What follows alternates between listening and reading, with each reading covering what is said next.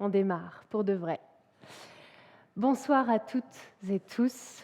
Voilà 2 jours maintenant qu'ici, aux confins d'Orléans, des voix résonnent. Un sujet qu'on a pourtant longtemps voulu aphone, vous savez, les femmes, le sport, leur liberté, leurs âmes, leur corps, les anneaux, la flamme, tout un programme. Rappelez-vous donc, mesdames, ce qui nous laissait sans voix. Des femmes aux Jeux Olympiques, mes amis, ce serait tout bonnement inesthétique. Coubertin. Ces vieux discours nauséabonds, les femmes tout juste bonnes à remettre les médailles sur les podiums. Pour ces JO 2024, nouvelle donne. Les petites femelles seraient donc la moitié du monde. L'ami Pierrot s'en retourne dans sa tombe. Voilà 2 jours donc que vous donnez de la voix et que ce que j'entends moi, c'est que le sport pour être un choix doit d'abord et avant tout devenir un droit.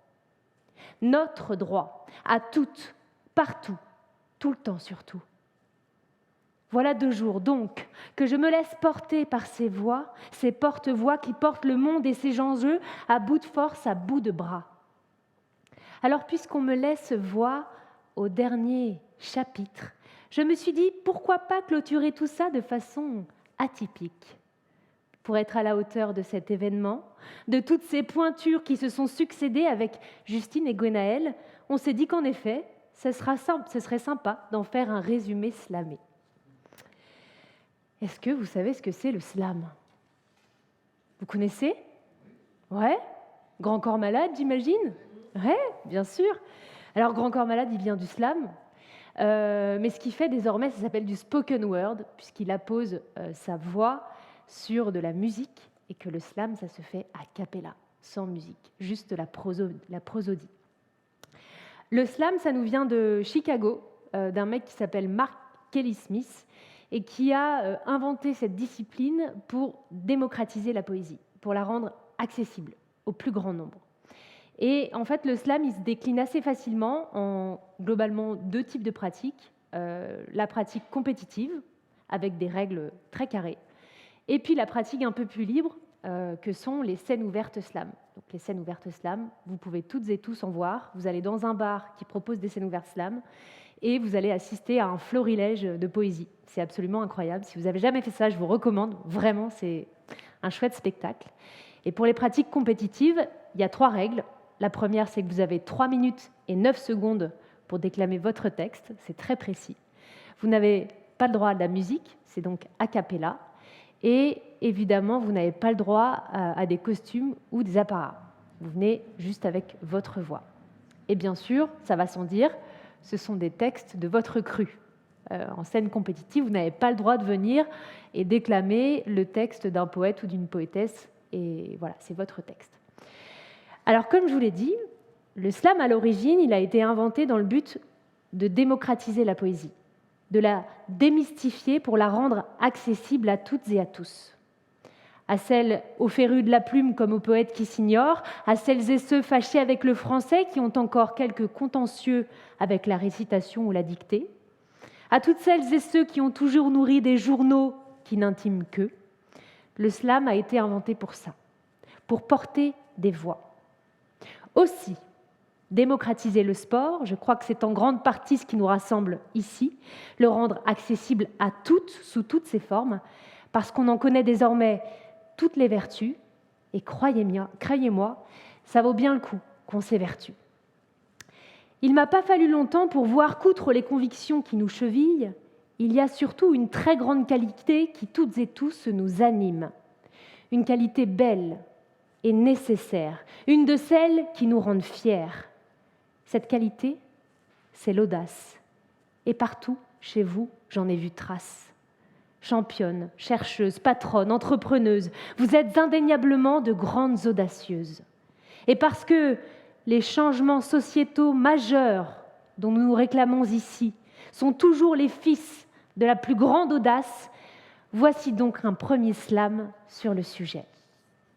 Une entrée en matière en douceur. Ready? Dans la vie, il y a ceux qui sont en vie et ceux qui sont vivants. Et je ne vais pas vous mentir, moi, ça fait bien longtemps que j'ai choisi mon camp. Je ne vais pas vous dire que sur cette route, il n'y a jamais de doute. En vrai, on goûte, on joue, on se loot, mais on finit toujours par tenir le scoop. Moi, l'audace, j'en ai fait une alliée, le mot de passe de chacun de mes bourbiers. Tu crois que la rue est sans issue? Mais en fait, tu crains juste ta plus-value? Alors oui, c'est vrai, il faut regarder sa peur dans les yeux, lui dire avec paix et respect qu'il n'en restera qu'une de nous deux. Et si ta peur de perdre est plus grande que ton envie de gagner, alors je te jure, il n'y a plus aucun proverbe qui va pouvoir te ravitailler. L'audace, c'est le monoplace de tes voyages dans l'espace. C'est la faculté de choyer tes soifs d'enfant et de toujours te rêver grand. L'audace, c'est l'échec entendu comme l'écho de ta next avenue. C'est ton petit jeu du quotidien ou le requiem de délires olympiens. L'audace, c'est la porte d'entrée sur ta beauté. Pas celle que la société t'a dictée, non, celle qui te flatte et t'entête dès lors que t'arrêtes de marcher à côté de tes baskets. L'audace, elle sourit à celles et ceux qui prennent grand soin de devenir vieux, à celles et ceux qui, au lieu de reprendre du bien, choisissent toujours du mieux. L'audace, elle sourit à celles et ceux qui se regardent dans le miroir comme si c'était chaque jour le grand soir, à celles et ceux qui déclinent les milliards pour s'élancer enfin du plongeoir. Alors, pour tes prochains kilomètres, garde bien en tête ce billet. L'important n'est pas ce que tu es, mais ce que tu as choisi d'être. Merci.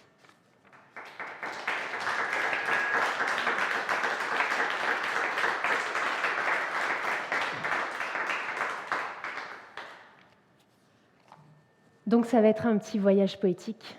Je vous amène en balade avec un résumé que j'ai pu faire de la journée d'hier et d'aujourd'hui, que j'ai écrit aujourd'hui. Et puis, je vous amène mes textes personnels que j'ai écrits, qui sont le fruit de mon expérience de terrain et puis de mon expérience d'ancienne chercheuse. Voilà. J'ai entendu vos voix. J'ai entendu vos voix dire, vos voix d'or. Et ce que je retiens de ces rencontres, de ces débats, de ces lectures, de tout ce panorama, c'est que femmes et sport, ça n'est et n'a toujours été qu'une histoire de corps. De corps interdits tout d'abord, interdits de suer, de s'éroder sous le muscle, interdits d'halter, de s'épuiser, de faire la moindre chute. Sous Vichy, les médecins sonnent le tocsin. Ils disent craindre l'enlaidissement des femmes. Ils se savent surtout entourés de grandes dames. Alors, ils se servent des politiques natalistes pour dire « Attention, on a vraiment besoin de nouveaux rejetons ». Le cyclisme, le foot, l'athlétisme rendraient, paraît-il, stériles. Mais ce sont bien leurs vieux principes, leurs vieilles idées qu'elles ne veulent plus dans leurs actualités. Et pour mener ce combat, elles sont heureusement dotées de la très grande Alice Mia. Cette pionnière, cette invincible, notre mère à toutes dans cette massive missive. On chérit cet héritage. On sait que grâce à vous et à toutes les autres dans votre sillage, Madame Mia, les Jeux ici à Paris auront indéniablement votre visage. J'ai entendu vos voix. J'ai entendu vos voix dire, vos voix d'or. Les femmes, le sport, une histoire d'amour de cœur à corps. On a dit de ces sportives en or qu'elles étaient des femmes avant tout. Moi, je crois surtout qu'elles sont des femmes, et puis c'est tout. Des femmes volontaires, généreuses, qui ne craignent pas de s'extraire et encore moins d'être ambitieuses. Des femmes qui ont fait le choix de choisir, de renoncer donc, de mettre la vie normale un peu de côté. On dit que le sport était un facteur de sociabilisation. Le haut niveau, quant à lui, est plutôt un électron, libre. Et être libre, c'est ce dont elles rêvent, les sportives. Ne plus avoir à convaincre les réfractaires, à combattre pour le moindre sou, la moindre tenue, le moindre horaire. Elles en ont par-dessus la tête d'être la 5e roue du carrosse, de pédaler comme des dingues sans jamais voir la fin de la bosse. Elles veulent être admirées et rétribuées pour leur perf, pas pour la jupette qu'on leur impose, leurs ongles vernis ou le nombre de followers qu'elles ont sur Twitter.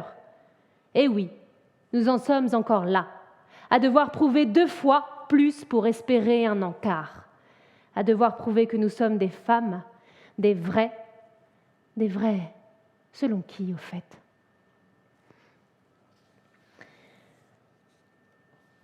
Je voudrais vous partager un texte que j'ai écrit il y a peu. Et à chaque fois que je partage un de mes textes personnels, il est toujours important de rappeler l'histoire du texte. Quelle a été la rencontre, quelle a été l'idée au départ de ce texte. Et ce texte, il est né d'une phrase très poétique que j'ai balancée dans la voiture à mon amoureux. J'allais voir une de ses compétitions de cyclocross. Et il était à côté de moi, siège passager, et je le voyais tout excité à l'idée d'aller jouer sa compétition. Et ça m'a rappelé les samedis quand j'étais gosse et que j'allais jouer au foot le samedi après-midi. Et je lui ai dit cette phrase-là, qui était assez énigmatique. Je lui ai dit, tu sais, je suis contente de te voir comme ça, mais pour moi, les dimanches, ils n'ont jamais eu le goût de samedi. Il me dit, c'est très beau ce que tu me dis, mais qu'est-ce que ça veut dire en fait ? Et donc je lui raconte que quand je suis passée professionnelle, j'ai commencé à jouer le dimanche et que mes dimanches à moi, ils n'ont jamais eu le goût de samedi. Et comme toujours, il m'a poussée dans mes élucubrations poétiques et grâce à lui est né ce texte qui s'appelle « Les dimanches n'ont jamais eu le goût de samedi ».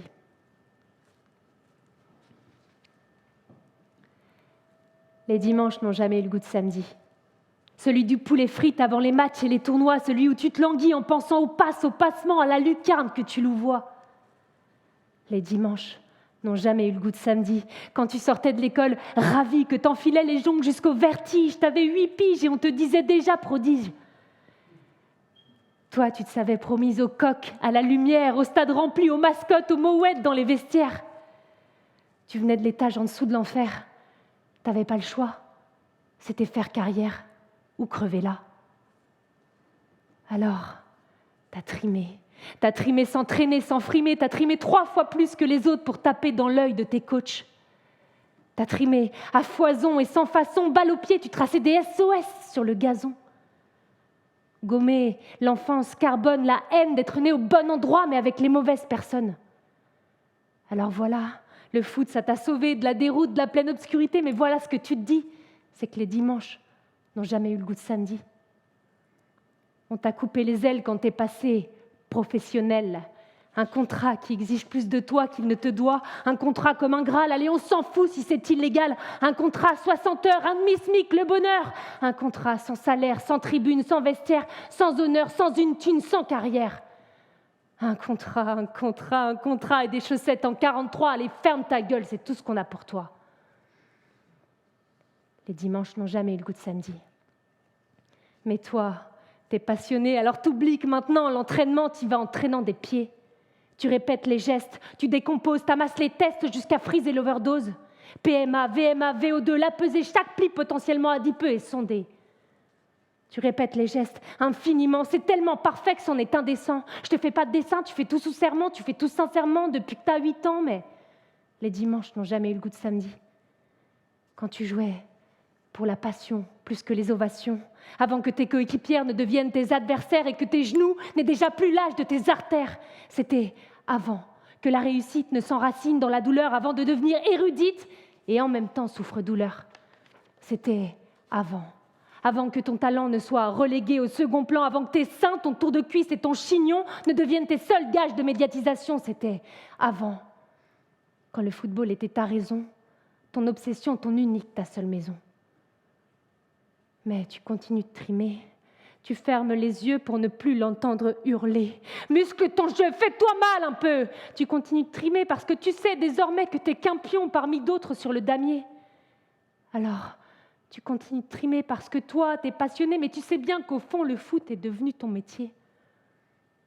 Alors, tu continues de trimer parce que toi, t'es passionné, que tu te dis que c'est ainsi, mais que quoi que tu fasses, les putains de dimanches n'auront jamais le goût de samedi.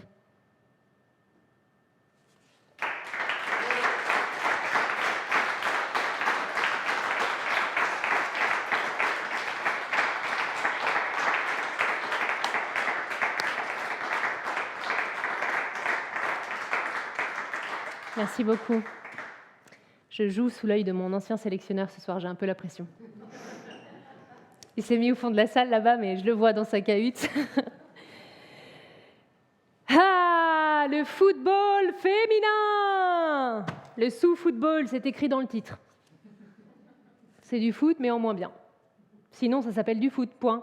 N'est-ce pas, Germain? Enfin, j'ai entendu vos voix.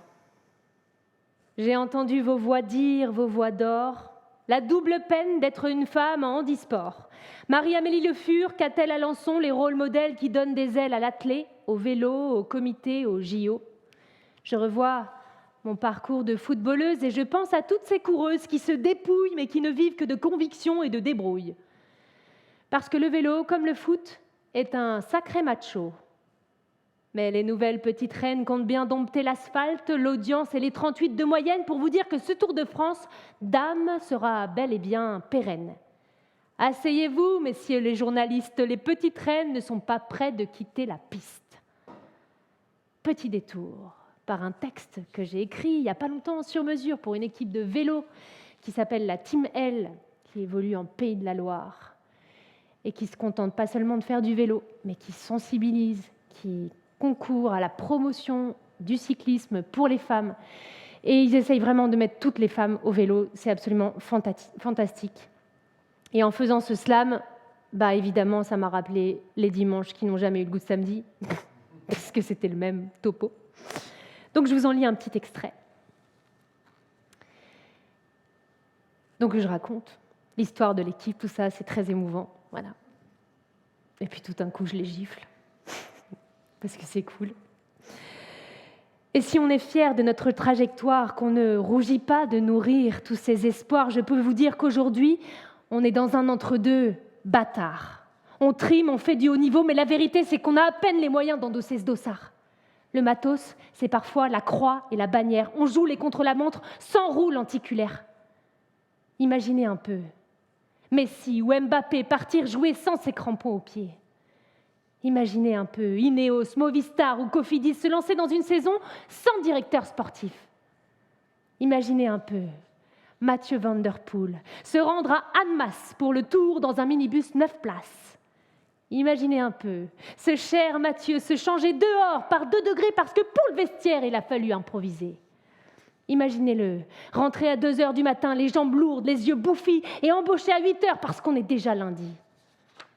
Imaginez-le, lui, le grand Mathieu, sa semaine d'enfer, 35 heures d'un boulot alimentaire. Imaginez-le, rouler sur le temps méridien le week-end ou le soir quand personne ne voit plus rien. Imaginez-le, pour chaque compétition, chaque stage d'hiver ou d'été, devoir poser ses maigres RTT. Imaginez un peu ça. Vous ne pouvez pas? Évidemment, c'est impossible, c'en est presque risible, n'est-ce pas? Et non, on ne voit pas ça chez les hommes, et à même niveau, rien ne manque à l'appel pour envisager le podium. En N1, les unes font ce qu'on appelle du vélo-passion, quand les autres ont le luxe de vivre de leur passion. Et ça n'est pas propre au vélo. Dans tous les sports, les hommes ont toujours eu la main sur le magot. Et croyez-moi, je sais de quoi je parle. Je ne sais que trop tout ça. Je sais ce contrat qui exige plus de toi qu'il ne te doit. Je sais les chaussettes en 43, car désolé, il ne restait plus que ça chez les gars. Je sais les vestiaires arbitres et les quarts de terrain à la nuit tombée, car désolé, les U17 départementaux devaient s'entraîner. Bien sûr, par pudeur, par respect, mais surtout par peur de perdre ce qu'elles ont déjà. Elles vous diront que ça va, qu'elles ne manquent pas, ou de si peu. Mais ce si peu-là, voyez-vous, c'est là que se trouve le pas. Le suivant, je veux dire, celui qui vous fait grandir, vous fait rêver grand. Ce si peu dont elle ne parle qu'à demi-mot pour ne pas froisser les cœurs investis ou les égaux, ce si peu, voyez-vous, c'est en fait l'essentiel. C'est l'étincelle sur la brindille, le coup de pouce pour toutes ces filles. C'est un centre de formation qui serait ouvert à toutes, pas seulement aux familles qui en ont les moyens. C'est un minimum de revenus pour pouvoir, dans un premier temps, travailler moins. Travailler moins pour encaisser les charges d'entraînement, pour prendre le temps, celui du mental, de la récupération, le minimum vital pour nourrir ses ambitions. C'est un salaire minimal pour un investissement optimal, se prendre à rêver l'espace d'un instant qu'on pourrait rien qu'une fois pouvoir dans sa pratique se donner à 100%. Et croyez-moi, Elles méritent la reconnaissance et les moyens. Elles disent merci, même quand elles n'ont presque rien. Elles serrent les dents, tombent, trouent leur cuissard, se relèvent, repartent pour faire briller le dossard et rendre fière cette région Pays de la Loire. Elles prennent toujours le départ pour aller au bout, pour boucler, coûte que coûte, quitte à terminer 30 minutes après l'échappée. Elles sont investies, comme aucun autre, parce qu'elles savent que rien n'est acquis, qu'elles sont toujours malheureusement dans le bas de la côte. Dès que possible, elles se rendent disponibles parce qu'elles sont des femmes engagées dans leur pratique autant que leur cause. Elles cherchent des alliés partout, qui n'ont pas peur de voir changer les choses.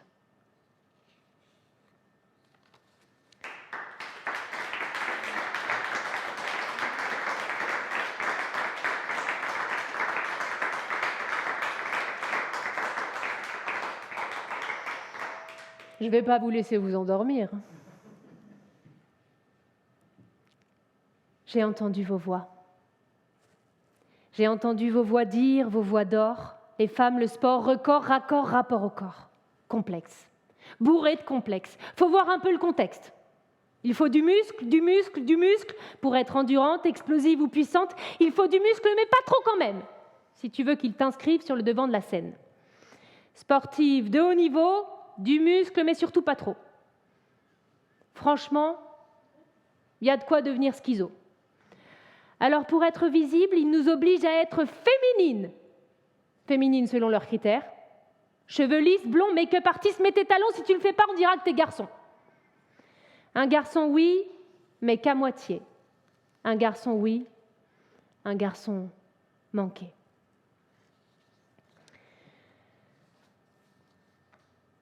Vous avez presque l'exclu. Je l'ai écrit il n'y a pas longtemps. Ça s'appelle garçon manqué. Elle est née fille, avec 2 X, plein, entier, sans surplus ni parties atrophiées. Elle est née fille, comme ça, d'emblée, et elle ignorait que ça deviendrait bien plus qu'une case cochée dans le carnet de santé. Bébé grandit bien vite, elle parle, marche, court, elle anticipe, elle a de l'aplomb, du caractère et le ballon rond qui coule dans les artères. Elle essuie les « pourquoi ?» des adultes qui ne comprennent pas, alors elle répond confus « je sais pas, juste pourquoi pas ?» Petite fille grandit bien vite, elle file et file, déjà elle s'émancipe, elle n'obéit qu'au style fatal, bermuda, basket et queue de cheval. Elle se met en colère quand on l'oblige aux robes boutonnières. « Franchement, mamie, comment veux-tu que je place à retourner quand dans mes fringues je suis empêtrée ?» Mais mamie ne comprend pas tout ça. Elle se dit juste « le ballon c'est une lubie, ça lui passera ». Petite fille inadéquate, les cases roses sont trop étroites. N'en déplaise à ces petits cons, elle a des rêves et de l'ambition, alors elle joue des coudes à la récré. Elle veut une place, des passes, de l'espace, on la traite de garçon manqué. Garçon manqué. Au commencement, elle ne voit pas le mal. Il n'y a pas de mal, franchement, on dirait presque un compliment. Garçon manqué, cette sale rengaine, pas tout à fait un garçon, mais mieux qu'une fille quand même. Garçon manqué, ça veut dire bienvenue dans l'empire du mal, au mieux gamine qui n'en sera qu'une version bien pâle. Garçon manqué, ça veut dire que même en faisant des trucs de bonhomme petite, t'auras jamais mieux que la seconde marche du podium. Jeune femme grandit bien vite, elle cherche, se cherche, ne sait pas où elle gravite, ses rêves ont pris du plomb dans l'aile et dans sa tête, à elle une seule question, ça s'arrête quand ? Les cases, les schémas, les carcans, mais dis-moi, ça s'arrête quand ? Dans son cœur, c'est le boucan, masculin ou féminin, apparemment, faut choisir, mais elle en sait rien. Tout ce qu'elle veut, c'est devenir quelqu'un. Quelqu'un de bien, si possible, avoir du choix pour demain, mais toutes ces cases à cocher, ça l'inhibe. Garçon manqué, cette sale rengaine qui remet en cause ton sexe en vue de ton courage ou de ta dégaine. Garçon manqué, cette sale rengaine qui confond sexe et genre, réalité orwellienne. Mais ce qu'ils oublient, c'est qu'être fille, ça n'est pas porter jupe, lipstick, talons ou vernis. Ce qu'ils oublient, c'est qu'être fille, c'est avant tout un risque encouru toute sa vie.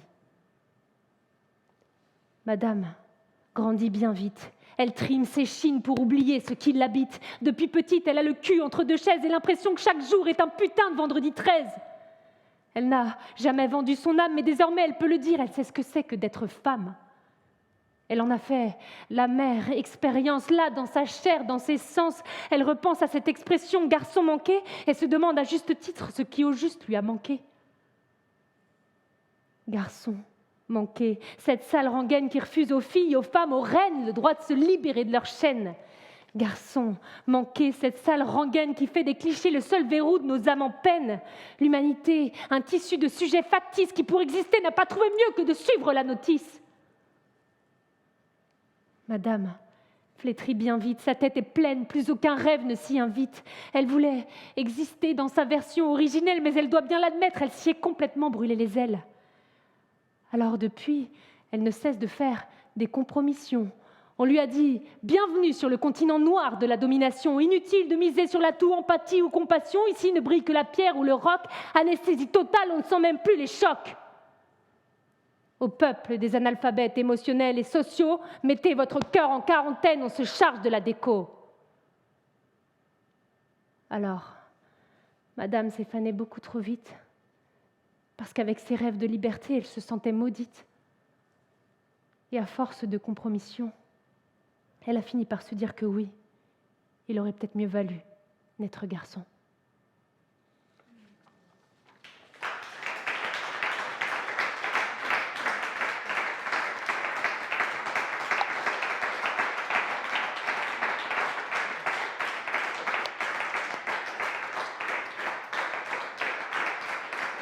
Merci.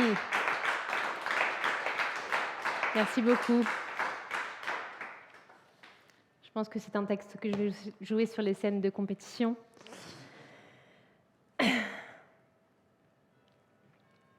J'ai entendu vos voix. J'ai entendu vos voix dire, vos voix d'or. Les femmes, le sport, unées, soudées, enfin s'aurore. Les sportives ont ouvert la voie aux identités multiples, à la beauté éclectique. Insoumises aux dictates, elles ont bossé dur pour ériger leur corps en rempart. Elles ont écouté Georges K, leur entonner. Mais c'est faux. T'es belle, ça ne veut pas dire ce qu'ils te disent. T'es belle, c'est en toi quand t'es la personne que tu vises. T'es belle et ne t'en excuse jamais. Ne dis ni pardon ni merci, mais dis-leur simplement « je sais ». Je vais vous faire un de mes tout premiers textes qui s'intitule « L'expérience de la beauté », qui me tient à cœur parce que j'ai mis du temps à l'écrire. J'ai mis du temps à formaliser tout ça. J'ai mis du temps aussi à me défaire du patriarcat, à ne plus jouer le jeu du patriarcat. Et j'ai le sentiment aujourd'hui que je m'en suis émancipée. J'espère en tout cas. Ça s'appelle donc l'expérience de la beauté. La beauté, quand on est une femme, est une expérience toute particulière. Le mirage d'une vie à ciel ouvert. Bienvenue sur le boulevard crépusculaire. La beauté, c'est un cadeau génétique fortuit et empoisonné. Biberon à l'arsenic, Barbie va devoir briller. Tu as 10 ans. Un visage angélique, mais un corps rachitique sur lequel les garçons balancent déjà leurs meilleures répliques. Tu ne comprends pas bien le point ? Ton corps, jusque-là, était un corps, point. Nouvelle donne, madone, il t'appelle désormais garçonne, mais ce sont bien tes talents qui les désarçonnent. Tu as 20 ans. Sous toutes les coutures, tu t'inspectes et toujours certains endroits te débectent. Pourtant, ils te le disent, belle marquise, ils te l'entonnent en fond des tonnes. Mais toi, tu le vois bien, que tu ne seras jamais la mannequin de chez Balmain. Tu performes la féminité, mais ton estime reste avortée. Sans crier gare, le déluge patriarcal s'est abattu. Christian Dior, Friends et Vanity Fair tombent bien nus. Femme déçue, sans le regard des hommes, tu n'existes plus. Tu as 25 ans. Tu es belle. Cette phrase, ils te l'ont répétée, tellement répétée que tu as l'impression que ta beauté est une qualité. Ta seule et unique qualité. Aucun mérite pourtant. C'est le loto héréditaire. 1000 autres atouts te rendent bien plus dignitaire. Cette phrase, ils te l'ont répétée, tellement répétée que tu ne sais pas, tu ne sais plus si tu mérites tout ce que tu as obtenu. Cette phrase, ils te l'ont répétée, tellement répétée que tu en as perdu toute crédibilité, toute humanité. Femme déchue, sous le regard des hommes, tu n'es plus. Tu as 30 ans. Les rires qui ont rythmé ta vie laissent désormais place aux rites censés combler les plis. Tu goûtes déjà l'impermanence de ta beauté, la désespérance des années passées. Dans leurs yeux, désormais, tu es fraîche. Sous-entendu, pas encore défraîchie ?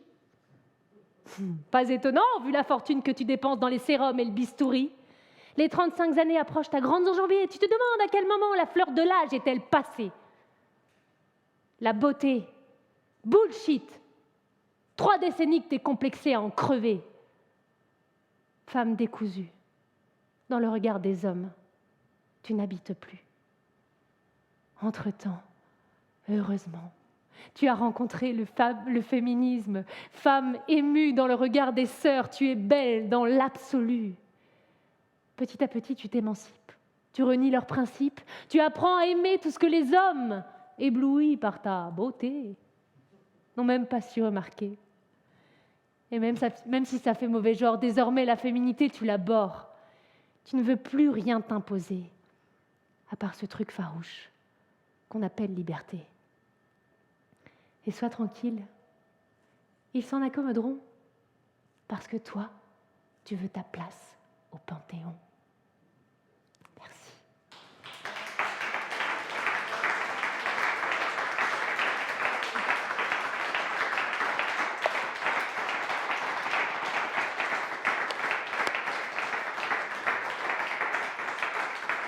Merci beaucoup. Merci beaucoup. J'ai entendu vos voix. J'ai entendu vos voix dire, vos voix d'or. Les femmes, le sport et la réparation de leur corps. Laurence Fischer. Quand je t'écoute, j'entends à nouveau battre mon cœur.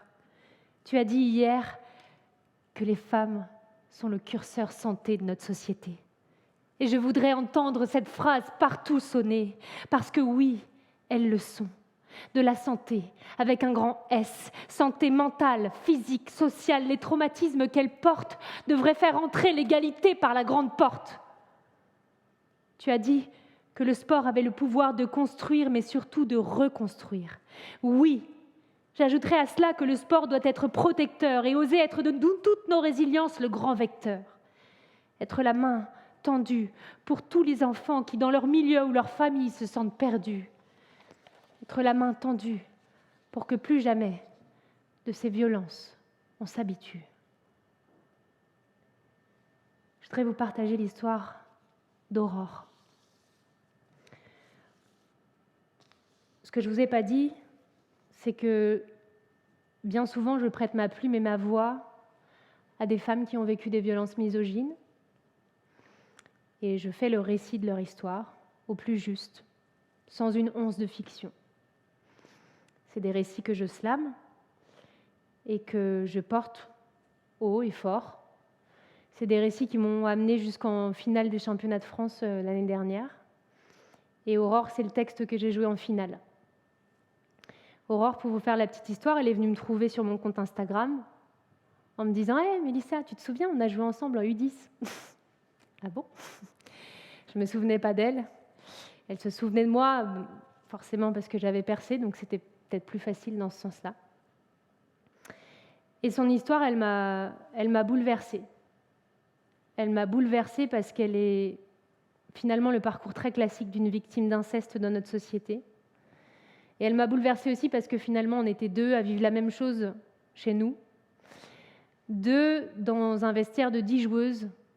Ça fait un gros ratio. Et surtout, ça pose beaucoup de questions sur le fait que les éducateurs autour n'aient rien vu. Et je place ce texte ici parce que c'est important de savoir détecter pour pouvoir accompagner. Je pense que le sport doit être vecteur et doit être tuteur de résilience. Et aujourd'hui, j'aimerais qu'on lui rende justice. Ça va secouer un peu, hein. Vous êtes ready? À tout moment, si vous avez besoin de sortir, je m'en formaliserai pas. Ok? J'ai 16 ans.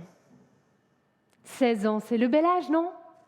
Le lycée, les copines, le chouchen à volonté. J'ai 16 ans, mais je ne suis pas dedans.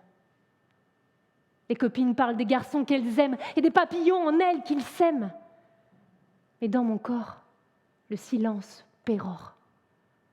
Le silence du désir, le silence des souvenirs. Coucher avec lui, avec lui, avec lui, avec lui ou avec lui, coucher à tout prix, même si je n'en ai pas envie. Pression sociale, ma vie de femme cantonnée à une entrée cérémoniale. Ça sera N-kit, check, et je le quitte, c'est au-dessus de mes forces, sous les corps se brûle l'atroce. 8 ans, un lac, une portière qui claque, papa et tonton qui s'en vont, la banquette arrière pour seul en faire.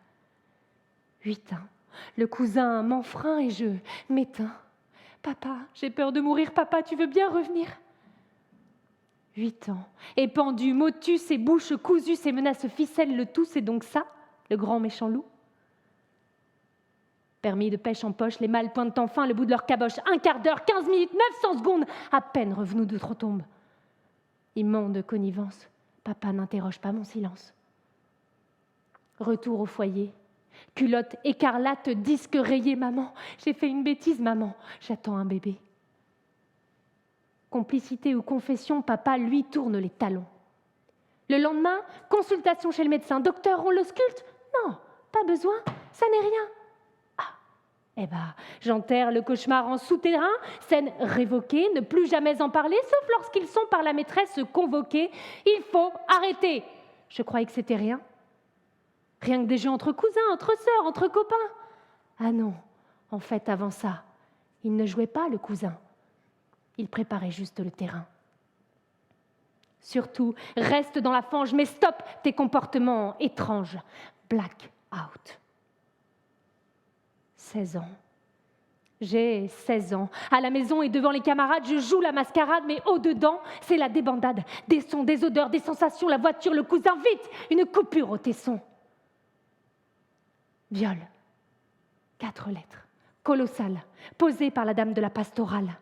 Une plainte, une peine, ma peine, le cousin solennellement blâmé et sommé de me verser 1 euro symbolique. Étrange gage cathartique, le viol s'est mué en atteinte sexuelle sur mineur.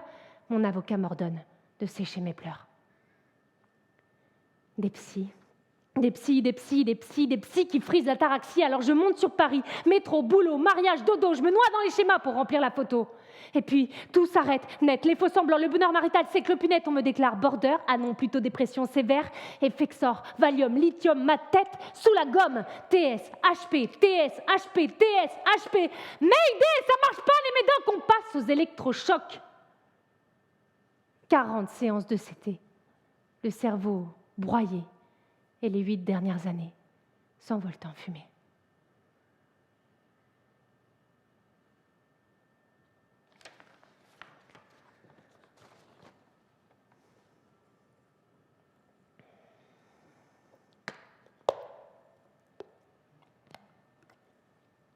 En 2020, mesdames et messieurs, on soigne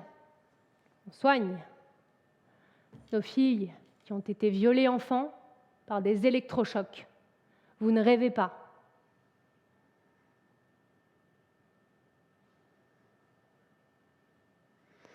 Aurore a eu le parcours très classique d'une victime, crue et entendue nulle part. Ni la maman, ni le papa, encore moins le papa, on se demande, hein. Ni le médecin de famille, ni l'institutrice, ni la justice, ni l'hôpital psychiatrique. Et quand on a démarré l'entretien avec Aurore, elle a commencé par cette phrase qui m'a semblé à tout le moins sibylline. Elle m'a dit « Tu sais, je suis contente parce qu'aujourd'hui, j'arrive à m'occuper de ma maison toute seule. » Et moi, quand elle me dit ça, j'en mesure pas la portée, si vous voulez. Voilà. L'entretien démarre et puis elle me raconte.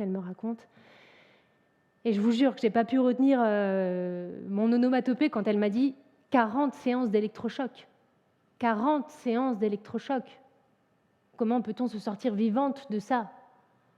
Elle a véritablement oublié les 8 dernières années de sa vie.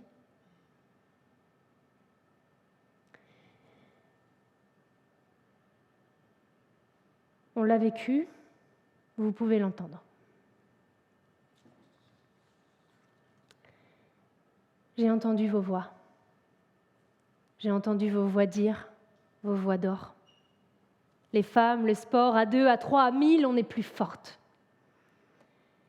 Et tant qu'il reste des voix pour s'élever, il reste de l'espoir pour voir ce monde changer.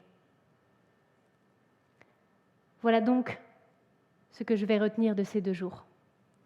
Que la diaspora des femmes est en train petit à petit de disparaître. Nous avons compris tout le futur qu'ensemble nous pourrions faire naître. Nous sommes en voie de sororité. C'est la meilleure avenue que nous n'ayons jamais empruntée. Je crois qu'elle pourrait aisément s'appeler Alice Mia, Billie Jean King, Caster Semenya, Jeannie Longo, Fatou Diouc, Priscilla Nieto. Elle pourrait s'appeler Marie-Amélie Le Fur, Marinette Pichon, Laurence Fischer, Ada Hegebert, Catel Alençon. On pourrait déjà lui donner tellement de noms. Je garde en tête ce que le sport est aux femmes. Un vecteur d'émancipation, un aller simple vers le bien-être et l'ambition.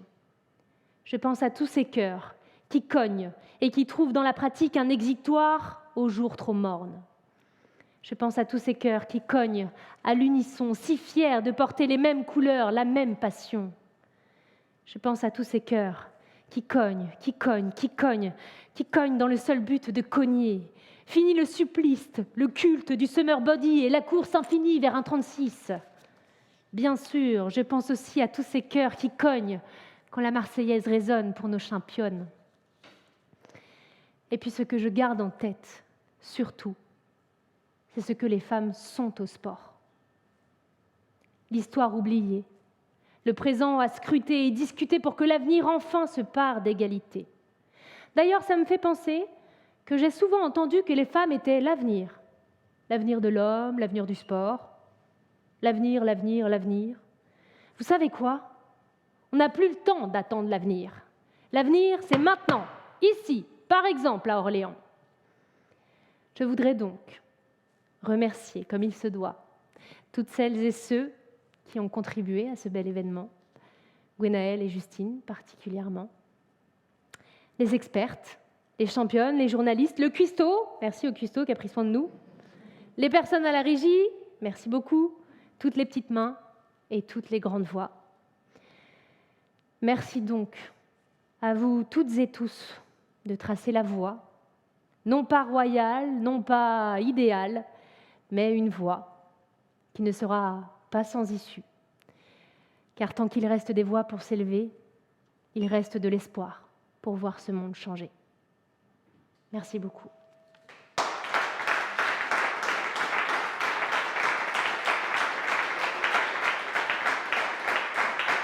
Merci beaucoup.